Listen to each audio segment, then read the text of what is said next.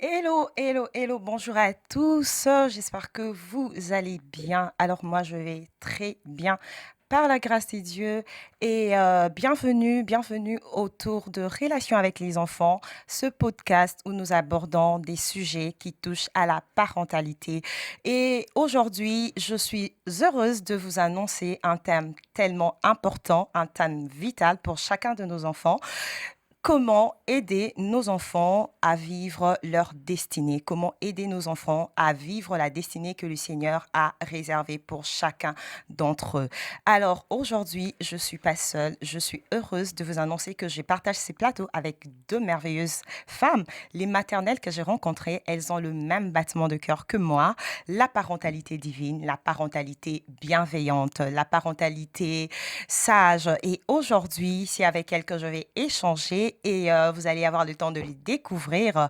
Comme j'ai l'habitude de le dire, attachez bien vos ceintures, ouvrez vos cœurs parce que nous allons monter dans la connaissance divine. Et à très bientôt pour la suite.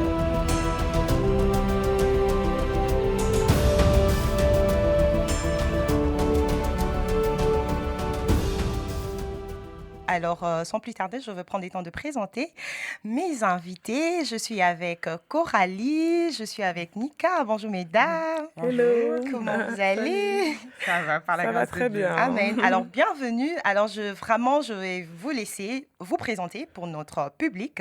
Comme ça, ils auront le temps de vous connaître et après, on va décoller.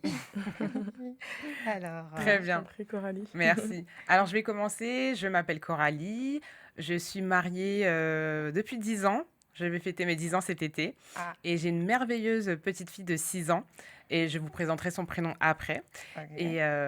Et donc voilà, je suis contente d'être avec vous pour échanger sur ce thème combien important et je vais laisser Nika se présenter. Bonjour à toutes, bonjour à tous. Alors moi, c'est Nika, de mon nom de famille marital Marie, donc mariée, mère de 3 enfants, de 14 bientôt, 7 et 5 ans et demi, bientôt 6 ans. Donc et je suis également coach familial, auteur, conférencière dans le domaine de la famille. Et je suis ravie de pouvoir être avec vous aujourd'hui pour aborder ce thème, effectivement, sur la destinée de nos enfants, qui est un thème capital pour pouvoir accompagner nos enfants dans la bonne direction. Alors, en tout cas, la destinée est capitale. Moi, je dirais encore, la destinée est vitale. Donc, alors, en tant que parents, nous sommes des guides, nous sommes des porteurs de destinée, nous sommes des guides. C'est nous qui traçons justement le chemin pour permettre à ce que ces enfants connaissent leur destinée. Nous sommes des guides. Alors, pour permettre à notre public de bien comprendre ces sujets, de bien vraiment intégrer ces thèmes, j'aimerais que nous puissions d'abord expliquer quels sont ces concepts qui constituent notre thème. D'où déjà la destinée, comment nous pouvons voilà, expliquer à un parent ou, je sais pas, un tuteur qui nous suit, c'est quoi la destinée d'un enfant et comment justement capter cette destinée. Tu veux répondre? Alors la destinée, bon, alors Dieu a déposé en chacun d'entre nous un fardeau et donc une destinée à accomplir. Et donc effectivement, c'est un thème très essentiel parce qu'aujourd'hui, nos enfants, nous sommes là pour les accompagner tout au long de leur vie, pour essayer d'atteindre cette destinée. Donc on va voir que c'est pas forcément simple parce que on vit dans un monde qui est sous la puissance du malin. Il y a plusieurs personnes qui essayent d'interférer, d'intervenir aussi dans Mhm. l'éducation des enfants, qui essayent de, voilà, de les éloigner un peu de cette destinée. Donc on va échanger un peu sur tous ces thèmes-là, mais c'est vrai que voilà, la destinée, c'est un point A à atteindre et comment faire pour Mhm. accompagner nos enfants pour atteindre ce point. Alors moi, ce que je rajouterais, je dirais que finalement, la destinée, c'est vraiment l'objectif, la mission, la raison pour laquelle nos enfants nous ont été confiés, la raison pour laquelle ils sont arrivés sur cette terre. Parce que c'est vrai que finalement, chaque individu, je ne sais pas si vous êtes d'accord avec moi, on arrive toujours sur terre avec une mission, avec une destinée du coup. Et l'idée en tant que parents, c'est vraiment de nous assurer d'accompagner nos enfants dans cette direction et de ne pas les emmener à gauche ou à droite. Vraiment qu'ils se retrouvent dans la mission pour laquelle ils ont été manifestés sur cette terre. Ok, Voilà. alors moi je pourrais ajouter que la destinée, c'est un appel. Je pourrais aussi ajouter Mhm. là-dessus, c'est un appel. Alors, chaque enfant a un appel particulier et d'où nous devons connaître cet appel. Nous avons cette responsabilité de connaître et il y a plusieurs manières de connaître cette destinée. Nous pouvons prier, nous pouvons demander à Dieu, nous pouvons nous connecter à Dieu, nous pouvons observer nos enfants dans les quotidiens, nous pouvons les observer par rapport à leur patience et qu'ils aiment bien leur penchant, comment ils se manifestent. Nous devons voilà, les aider, les guider et non pas les imposer. Et tout à l'heure, nous allons voir justement comment faire pour détecter cet appel parce que en tant que parents, nous avons tendance à reproduire au fait ce que nous avons vécu. Je sais pas. Parce que mon père a été est médecin, il veut nécessairement ou forcément que je fasse aussi la médecine. Et pourtant, est-ce que je suis appelée à devenir médecin? Mm, mm. Ou peut-être que j'ai un mari pasteur qui veut nécessairement que son enfant devienne aussi pasteur. Est-ce que c'est cet appel-là qu'il y a sur cet enfant? Tout à fait. Donc, voilà, donc je crois que ça sera vraiment dans ce sens-là qu'on va aborder. Et pour commencer, Nika, tu as un témoignage pour nous permettre de rentrer vraiment dedans par rapport aussi à ton appel. Au départ, tu avais été, tu voulais faire quelque chose d'autre, mais Tout après, à fait. tu te retrouves en faisant quelque chose d'autre parce que c'est des parents qui ont voulu que tu les Mm. fasses. Et tu peux nous partager, ça va quand même nous aider à prendre. Oui, bien sûr, bien sûr. Alors du coup, c'est vrai que moi aujourd'hui, bon, je suis très fière de dire mon âge parce que je sais que je ne le fais pas. Donc j'ai 41 ans. Comme je l'ai dit Oui. tout à l'heure, je suis mariée, mère de 3 enfants. Et je dis mon âge, c'est important, c'est un élément important parce que c'est un chiffre qui va influencer la suite de mon témoignage. Quand j'avais 12 ans, j'ai accueilli en fait, on a accueilli dans ma famille une petite sœur et je l'ai accueillie avec tellement d'amour que prendre soin d'elle, ça a été pour moi une révélation. Et donc à ce moment-là, j'ai dit à mes parents que moi, quand je serais grande, je voudrais être auxiliaire de puériculture. J'ai rapidement cherché en fait quels étaient les métiers qui correspondaient à l'accompagnement des jeunes enfants et j'ai découvert ce métier d'auxiliaire de puériculture. C'est vrai que quand moi j'ai évoqué ce souhait, j'avais quand même un grand frère qui lui, depuis qu'il avait 3 ans, disait qu'il voulait être médecin. Donc j'ai envie de dire, c'était pas tout à fait le même niveau scolaire, c'était pas non plus le même niveau, on va dire, en termes de prestance pour un métier. Et quand j'ai dit ça, comme je suis quelqu'un quand même d'assez dégourdi, d'assez débrouillarde, qui touche à tout, voilà, par exemple, quand il y avait des meubles à monter très jeunes, c'était toujours moi qui montais les meubles, je me positionnais en premier parce que c'était un kiff pour moi, je mettais les tringles à rideaux, bref, je me débrouillais avec les ordinateurs, je me débrouillais un petit peu avec tout. Donc sur cette base-là, mes parents, ils ont dit, nous, on pense que ce serait mieux pour toi que tu sois informaticienne. Ouais, bon, ça me parlait pas du tout, ça me disait pas du tout. Et du coup, mon intelligence s'est transformée en 5 ans pour avoir mon bac. Ok. Donc, du coup, j'ai redoublé la seconde. Après, finalement, j'ai pas eu mon bac du premier coup, je l'ai eu du deuxième coup. Et encore, je l'ai arraché parce que vraiment, je me disais, il faut que je valide ce diplôme pour pouvoir reprendre ma liberté parce que j'étais majeure. Ok. Et je savais qu'après ça, je pouvais soit me lancer dans le monde du travail ou alors faire les études que je voudrais moi, en fait. Donc finalement, une fois que j'ai eu mon bac en informatique et gestion, donc ça c'était en 2004, hein, c'était genre il y a très longtemps. Ok. Une fois que j'ai validé mon bac en informatique et gestion, malheureusement, du moins je dis malheureusement, mais quand même je rends grâce à Dieu en toute chose parce que c'est quand même lui, dans tous les cas, qui est toujours le maître des temps et des circonstances. Ok. Mais je me suis Amen. retrouvée à être vendeuse en fait, vendeuse chez Zara. Donc je travaillais à Haussmann pendant 5 ans. Ok. Et finalement, à l'issue de ce poste-là, j'ai eu des petits soucis. Bon, je vais pas raconter les détails ici parce que c'est pas le sujet, mais j'ai eu des petits soucis qui m'ont poussé à chercher un autre travail et je suis rentrée du coup à la SG, moi SG aujourd'hui, mais qui est la Société Générale de l'époque, qui est une banque nationale française. Et quand je suis rentrée à la SG, bah là du coup j'étais banquière quoi. Donc tout de Ok. suite j'ai retrouvé un petit peu de l'intérêt aux yeux de mes parents Ok. parce que du coup de moi de mon père surtout parce que du coup c'est vrai que banquière ça faisait un peu plus stylé j'ai envie de dire Ouais. que vendeuse ou qu'auxiliaire de puériculture. Ouais. Et donc finalement bah en fait je me suis retrouvée à faire des choix professionnels comme ça un peu plutôt de force que de gré. Et c'est à l'âge de 39 ans, donc en 2023, que j'ai validé mon diplôme d'état d'auxiliaire de puériculture. Donc c'est vrai que je ne l'ai pas dit tout à l'heure quand je me suis présentée essentiellement en tant que coach familial, mais je suis également auxiliaire de puériculture. Donc aujourd'hui, je suis ravie d'être vacataire dans les hôpitaux, en maternité et en pédiatrie, et de pouvoir prendre soin des bébés, de pouvoir montrer aux mamans les premiers soins, de pouvoir les expliquer, leur expliquer justement l'importance de prendre soin de leurs enfants dès le premier âge, de leur montrer l'importance de considérer la destinée de leur enfant. Je le fais de façon, on va dire, plus simple parce que dans les services publics, on ne peut pas parler de notre foi. Mais ce qu'il y a de sûr, c'est que je sais que je sème des graines parce qu'il y a beaucoup de Bah femmes oui. qui, quand je rentre dans leur chambre, quand j'en ressors, elles n'ont plus le même visage. Ouais, ouais. Et pareil, je me retrouve aussi à pouvoir travailler en pédiatrie. Donc moi, j'aime beaucoup ce que j'appelle un petit peu, excusez-moi du terme, mais l'aile de la mort, en fait. Ok. Pourquoi l'aile de la mort? Parce qu'en fait, c'est l'aile où on trouve tous les pédopsies, en fait, tous les jeunes adolescents qui ont des idées noires, qui ont des idées suicidaires, qui savent pas à quoi leur sert leur vie, qui savent pas ce qu'ils doivent faire. Et justement, dans ce cadre-là, bah, finalement, je les aide à être propulsés dans le couloir de leur destinée en leur donnant des clés, en les aidant à savoir finalement qu'est-ce qu'ils aiment, qu'est-ce qui pourrait les aider en fait à se sentir mieux. Ouais. Et c'est vrai que souvent, quand ces jeunes-là, ils sortent, ils ont aussi un autre visage. Donc vraiment, moi, je pense que c'est très important d'être sensible en fait à ce que nous disent nos enfants, quel que soit leur âge, parce qu'en vrai, Dieu, il dépose des choses dans le cœur de leurs enfants, de ses enfants plutôt, dès le plus jeune âge. Tout à Exact. l'heure, je donnais l'exemple, je me permets, excusez-moi de prendre un peu la parole, parce que je trouve que c'est très important. Je donnais l'exemple, en fait, de mon grand frère qui disait à 3 ans, et encore, je crois qu'il devait avoir 2 ans et demi, qu'il voulait être médecin, parce Ouais. qu'il a parlé très tôt. Chez moi, on parle Exact. très tôt. Et aujourd'hui, mon frère, Il est médecin. il est chirurgien, Ah ouais? chef de Amen. service, Ok. ORL, spécialisé en cancérologie. Ok. D'accord. Donc, Super. vous voyez, à 3 ans, il a Bah oui. manifesté son appel, en fait. Ok. Moi, à 12 ans, j'ai manifesté mon appel. Et Exact. aujourd'hui, quand je suis dans les couloirs de l'hôpital, mais je me sens à ma place.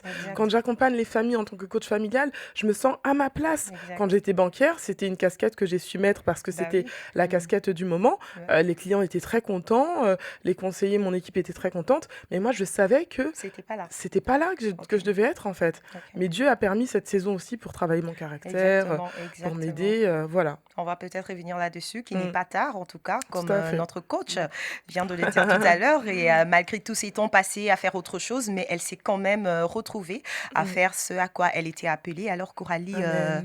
parle-nous un peu, parle à notre public et comment toi tu peux voilà, aider une mère ou un parent ou un téléspectateur qui nous suit en ce moment. Mhm. Comment détecter justement cet appel et comment toi tu les fais déjà parce que tu m'as dit que tu es déçue et que voilà, tu as compris beaucoup de choses. Oui. Explique-nous un peu, on a Ok. vraiment envie de tout savoir. Dis-nous tout s'il te plaît, ne cache rien. Amen.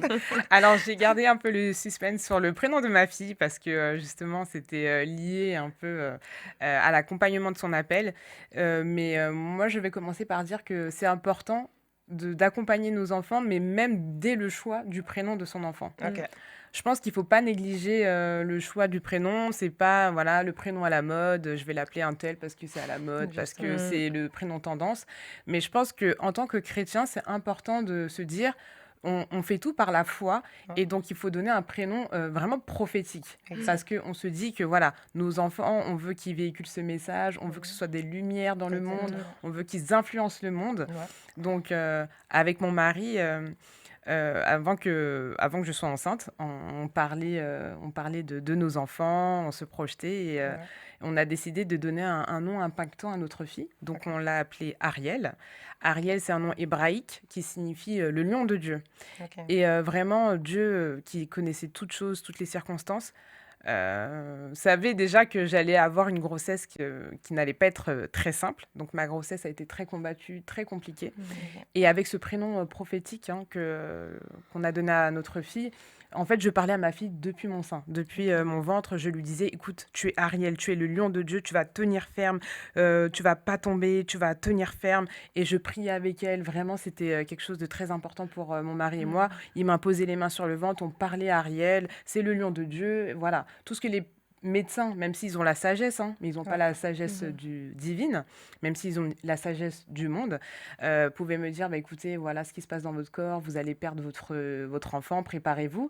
Une fois qu'ils étaient sortis, ok, on se mettait en mode prière, combat, et voilà, Ariel, Dieu t'a mis dans le ventre, c'était pas pour rien, et voilà ce que signifie ton nom. Ok. Donc je pense que c'est très important de commencer dès le plus jeune âge. Là, on n'accompagne pas nos enfants vers leur destinée une fois qu'ils sont engendrés ou Exactement. se dire, bon, on attend qu'ils aient 14 ans, qu'ils comprennent un peu pour se dire, à ce moment-là, on les accompagne. Je pense que c'est un peu tard. Ok, alors pour surenchérir, alors je vais lire un passage biblique par rapport à ce que Coralie vient de dire. Je suis dans Jérémie 1, le verset 5, la Bible dit, avant que je t'ai formé dans les ventres de ta mère, je te connaissais déjà et j'avais un plan. Donc ça, c'est vraiment la parole de Dieu. Vraiment pour compléter à ce que ma soeur vient de dire. Donc les enfants, avant même que nous puissions les avoir entre nos mains, Dieu avait déjà un plan pour eux. Et pour justement connaître ces plans, il y a quelques questions que vous pouvez vous poser en tant que parent, en tant que tuteur chez vous à la maison, responsable d'enfants, je ne sais pas, papi, mémé, si vous avez avec vous des enfants sous votre responsabilité, vous devez vous poser la question de savoir, c'est vraiment un pas pour connaître ces choses. Est-ce que je prends le temps de demander à Dieu ce qu'il veut pour mon enfant ou pour cet enfant que j'élève?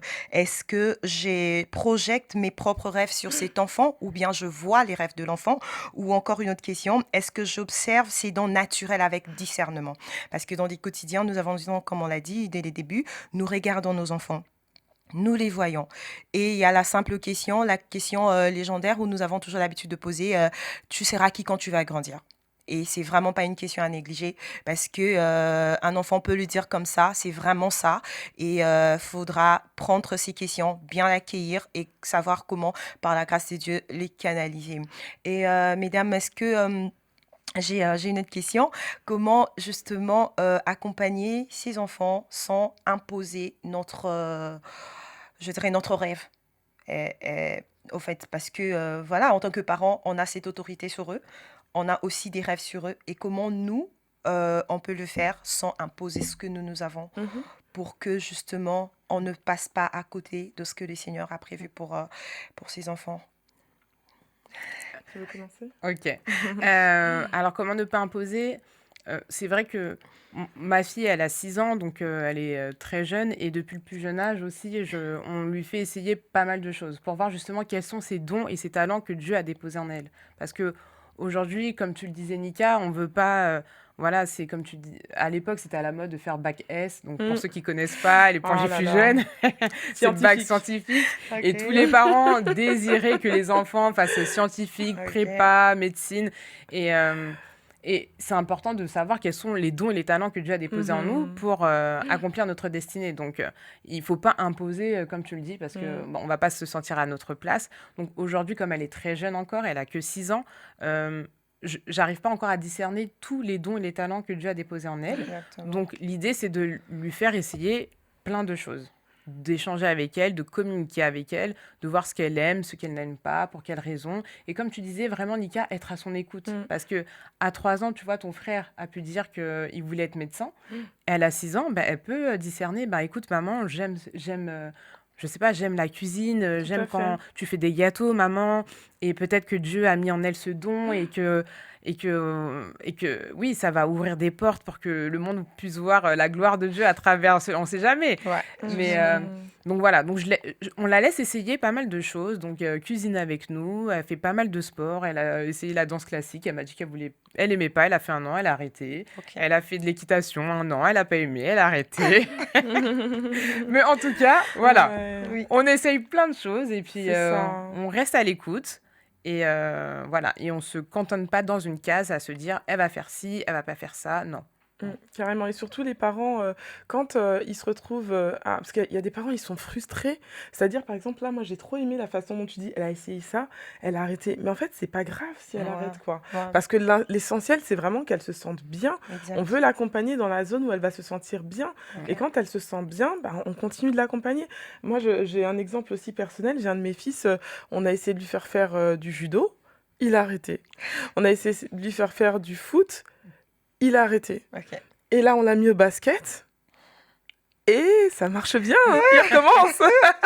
Il va faire le même basket 2 années de suite. Bon, après, il avait hésité entre le foot et le basket, mais finalement, bon, le papa, lui, il a fait du basket, donc il a un peu influencé, hein, Ok. ça joue, hein.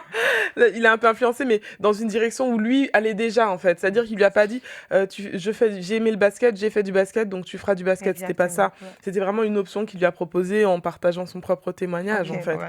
Mais c'est vrai que c'est hyper important d'être sensible comme tu disais tout à l'heure, Coralie, aux dons et aux talents que Dieu a déposés en nos enfants. Et on les observe dès le plus jeune âge. Ouais. Un enfant, moi par exemple, j'ai un de mes fils, il dessine depuis qu'il a 3 ans, il dessinait, mais je trouvais qu'il dessinait je vais pas dire Mieux. mieux que les autres, mais Mais bien, bien, vraiment bien exact, pour son âge, quoi. exactement. Et donc, j'ai continué d'observer, et ce don, il s'est développé. Un moment, j'ai vu qu'en autodidacte, il faisait bien du piano. Bah, du coup, je lui ai offert un piano, et à l'oreille, il arrive à reproduire des musiques. Et Ok. cet enfant, bah, c'est mon premier qui a juste 13 ans et demi, Mhm. et du coup, il peut reproduire des musiques au piano tout seul dans sa chambre, en fait. Exactement. Et donc, moi, ce que j'ai compris, en fait, ce que le Saint-Esprit m'a révélé par rapport à cet enfant, c'est que c'est un artiste. Ok. Il y a des Amen. enfants artistes, il y a des enfants scientifiques, il y a Exact. des enfants littéraires. Et comme Exactement. tu le disais, tout le monde n'a pas vocation à faire un bac scientifique, Pas du tout. littéraire, Mhm. éducation, je sais même plus ce que c'est quoi, ES, économie Équité sociale, sociale. bref. En fait, il y a des filières technologiques ou Exactement. professionnelles Exact. qui existent. Certains vont les considérer comme des voies de garage, mais moi, je suis pas OK avec ça, en fait. C'est Exactement. juste qu'on D'accord. permet à l'enfant de rentrer plus vite dans un domaine où il va s'épanouir, en fait. Exact. Moi, par exemple, mon premier fils, comme je disais, c'est un artiste. On lui a diagnostiqué de la dyscalculie quand il était en CE2. Et donc, Ok. ça fait qu'en maths, il arrive pas trop à s'en sortir. Moi, je brise cette parole au nom de Jésus. J'en fais Amen. un sujet de prière, mais il n'empêche que je reste quand même sensible à Ok. ce qu'il botte, à ce qui lui fait du bien, en fait. Ok. Et donc, à partir de là, je l'accompagne avec bienveillance, avec Ok. amour, dans la direction de ses dons et de ses talents. Mm. Et après, Dieu, il fera sa part. Parce qu'en plus, quand on fait ça, ça évite aussi de créer certaines frustrations dans le cœur de l'enfant. Ouais. Parce que quand on impose certaines choses à l'enfant, finalement, l'enfant, il va se retrouver à faire les choses dans la contrainte. Et Exact. quand il aura des mauvaises notes, on va dire qu'il est pas bon. Mais non, il est pas nul. Et ensuite, on va dire sur lui qu'il est nul. Et quand on va dire sur lui qu'il est nul, on a prophétisé des paroles de malheur sur lui. Exact. Et il sera nul. Et en plus, on comprendra pas pourquoi il est nul. Donc, je me permets, c'est vraiment un chien qui se mord la queue. Donc, j'allais rebondir aussi sur ce que tu disais tout à l'heure. Vraiment, aspirons à prophétiser des choses. Comme par exemple, Positive, quand on hein. voit qu'il y a un don qui est déjà visible sur notre enfant, ben, en fait, l'exagérer, quoi. Par exemple, Exact. tout à l'heure, je parlais de mon fils qui fait du basket. Moi, je dis toujours à mon mari, lui, il a un don pour le sport. Ok. Voilà, et je prophétise sur la vie de mon fils en disant Exactement. qu'il a un don pour le sport. Mon Exactement. fils qui dessine bien, qui est artiste, je dis il a un don pour l'art. Je dis Exact. il a un don pour le dessin. Voilà. Et en disant ça, ça développe encore plus son don, en fait. Ouais. Donc, effectivement, la prière, c'est vraiment quelque chose. La prière et les paroles prophétiques, c'est vraiment des choses qui vont permettre de déposer des choses dans les cœurs de nos enfants, dans leur vie. Et même, ça va flatter leur ego, mais leur Ouais. ego positivement, hein, d'accord? Ouais. Ça va aussi les aider à développer une bonne estime d'eux-mêmes. En fait, va vraiment avoir un impact sur le genre de personnes, d'adultes qui vont devenir. Exactement. Donc, l'enjeu, là, il n'est pas juste de les conduire dans le couloir de leur destinée pour qu'ils puissent briller aux yeux du monde, mais c'est aussi pour qu'eux puissent avoir confiance en eux, puissent avoir une bonne estime d'eux-mêmes pour ensuite le déployer dans leur environnement et être des témoins dans leur environnement parce que c'est ce que Dieu attend de nous. Ok. Ah, super. Voilà. Ah. Alors, Désolée, je suis très passionnée. Hein, c'est mon, je comprends. c'est mon thème. Hein. On a un coach, donc comprenez. Donc vraiment, on est là à l'écoute. Alors c'est très important ce que tu es en train de dire tout à l'heure parce que c'est un accompagnement pour ne pas justement frustrer ou irriter nos enfants. Parce que dans la plupart des cas, nous nous arrêtons beaucoup plus dans, tu vois, Éphésiens, enfants obéissez, voilà, C'est ça. c'est dans les seigneurs. Mais la partie parents n'irritez pas, Mhm. on n'est pas dedans. On n'est Mhm. vraiment pas dedans. Vraiment, la plupart des parents, on n'est vraiment pas soumis à cette parole et Mhm. pourtant nous devons aussi voilà faire en sorte que nous puissions la mettre en pratique Amen. justement en aidant nos enfants, en comprenant. Mais comme tout à l'heure Coralie a dit, l'enfant n'a pas voulu ça, elle n'a pas insisté.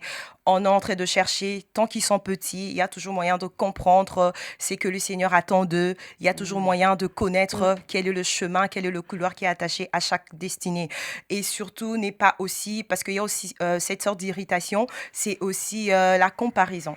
Parce que nous avons beaucoup, peut-être nous avons 4 enfants, 5 enfants, et après, quand l'un est en train de briller, comme on l'a dit tantôt dans les littéraires ou dans le maths, on veut que tout le monde puisse briller, toujours dans le même domaine. Et pourtant, c'est pas le cas parce qu'ils sont pas tous appelés de cette façon-là. Alors nous, en tant que parents, nous avons vraiment cette responsabilité de ne pas hériter nos enfants en ce qui concerne leur appel parce que c'est toute leur vie. Donc, n'est pas surtout rester dans les comparaisons. Tel réussit à bien jouer au basket, mais pourquoi pas toi? Tel, c'est un garçon comme toi, mais pourquoi pas toi? Tel, c'est une fille qui fait de la danse. Alors, chers parents, vous qui nous suivez et que vous savez que chaque enfant est particulier, chaque enfant est unique et chaque enfant a un appel, nous avons la responsabilité de ne pas imposer ce que nous ressentons, mais nous avons le devoir d'aller au pied du Maître, au pied de Dieu, les dieux qui nous a donnés, qui nous a confiés. Rappelez-vous bien, dans notre premier podcast, nous avons parlé, on a dit que les enfants ne nous appartenaient pas parce qu'ils appartiennent à Dieu et Dieu a un plan pour eux. Alors nous, en tant que parents, nous avons aussi cette responsabilité d'aller au pied de Dieu, chercher à connaître quelle est cette vérité, quelle est cette destinée qui est attachée à chacun de nos enfants. N'est pas les frustrer en les comparant, n'est pas le pousser à faire quelque chose qu'ils n'aiment pas. Ils partent, ils réussissent pas, ils réussissent pas, laissons tomber, prenons le temps de prier, de chercher à comprendre pourquoi ça va pas et orientons-le d'une autre manière plutôt pour que justement qu'ils puissent prendre sur leur pas parce qu'ils sont petits, ils ont vraiment besoin de prendre leur marque, ils ont vraiment besoin de connaître au fait, c'est quoi au fait l'appel qui est attaché à leur destinée. Et mesdames, est-ce qu'il y a encore, à part l'effet que les parents ne doivent pas imposer leur vision ou leur appel dans leurs enfants, il y a aussi une autre façon de... Je dirais, j'en ai discuté d'ailleurs avec Coralie, d'accompagner l'enfant. On a parlé d'aider l'enfant à connaître justement son identité. Exactement. Parce que quand l'enfant sait déjà dès les bas âges qui il est, il est, cet enfant-là va s'affirmer plutôt dans la vie, dans la société, à l'école, partout. Il ne va pas se renfermer, il ne va pas se braquer, il ne va pas abandonner au premier essai. Voilà, est-ce qu'on peut en parler? Bien sûr. Donc, effectivement, c'est très important que les enfants connaissent leur identité en Christ pour que personne ne vienne semer une autre parole ou un doute de qui ils sont. Donc, dans la parole de Dieu, il est dit que la foi vient de ce qu'on entend et ce qu'on entend vient de la parole de Dieu. Donc, pour moi, c'était important et essentiel de lui lire des histoires qui sont centrées sur la parole de Dieu, lui lire la Bible dès plus jeune âge pour lui expliquer, mais qui est Jésus? Parce que la foi, ça vient de ce qu'on entend. Et donc, c'était important pour moi qu'elle expérimente également, qui est ce Jésus, qu'elle comprenne qui est Jésus, et surtout fermer la porte à tout ce que l'école, le système scolaire ou le monde qui est sous la puissance du malin pouvait lui dire, donc ses camarades de classe, les maîtresses. Donc, juste pour vous donner un exemple, des fois, ma fille, elle revient et elle me dit, bon, il s'est passé ça à l'école et un tel m'a dit ceci, mais pas qu'elle est bête, mais vraiment des paroles qui sont dévalorisantes. Donc, j'ai décidé, tous les matins, avec elle, je lui dis, écoute Ariel, qu'est-ce que Dieu dit de toi? Donc, au début, elle comprenait pas très bien. Donc, je lui ai dit, chaque matin, ma puce, tu vas me dire, selon toi, qu'est-ce que Dieu pense de toi? Exact. Et elle répète machinalement au début, certes, mais à force de répéter, son âme entend.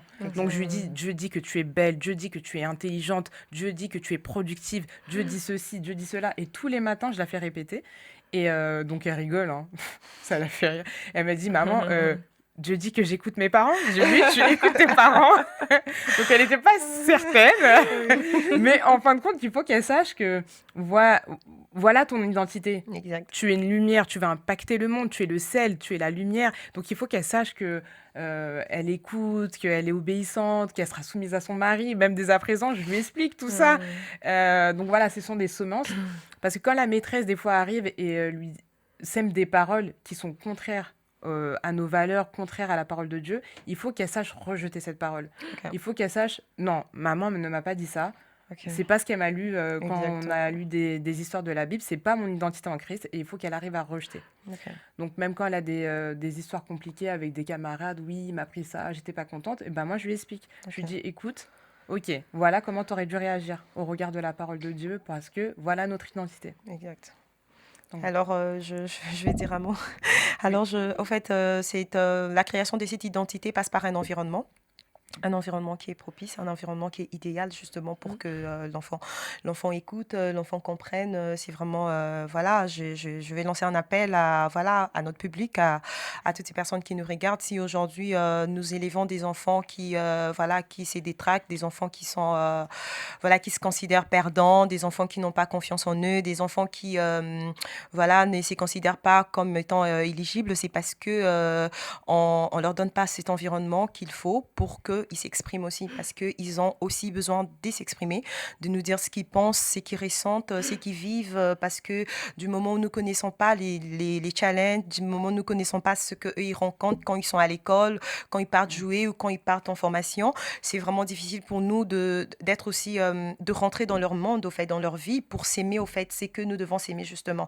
Alors, cela passe par, comme je le disais tantôt, par la création d'un environnement sain. Alors, cet environnement passe par la communication, l'écoute, la discussion, le dialogue, vraiment que nous soyons le Seigneur veut vraiment que nous soyons pour accomplir cette mission, être des parents qui offront à nos enfants un environnement où ils peuvent parler aussi. Un environnement où nous les écoutons. Quand ils disent que non, moi je peux pas faire ça, ben moi je sens pas ça, on comprend, c'est pas qu'on sera des parents qui, l'enfant dit non, on est derrière le non, mais on est là pour justement canaliser le non, comprendre ses non, accueillir ses émotions. Quand l'enfant dit non, j'arrive pas, pourquoi? Essayer de comprendre pourquoi l'enfant n'arrive pas, pourquoi l'enfant dit toujours non à ça et canaliser ces noms pour enfin trouver, comme un post que j'ai fait dernièrement, tout non n'est pas toujours non et tout oui n'est pas toujours oui. Donc, il y a toujours un moyen derrière les non, les oui, les cris et le pleur comprendre, on a toujours un moyen de comprendre ce qui se cache derrière. Et en tant que parent, je suis sûre qu'on a reçu des dieux cette capacité de pouvoir cerner quand l'enfant voilà, va pas bien, quand l'enfant est renfermé, quand l'enfant ne s'exprime pas assez. Et c'est d'autres enfants, en fait, ils les font parce que, voilà, justement, on leur accorde pas l'occasion de parler, d'où nous devons vraiment, vraiment, vraiment accorder l'oreille à nos enfants. C'est aussi un canal, je dirais une clé, s'il faut déjà que j'aille plus, que j'avance pour aider nos enfants justement à rentrer dans leur appel.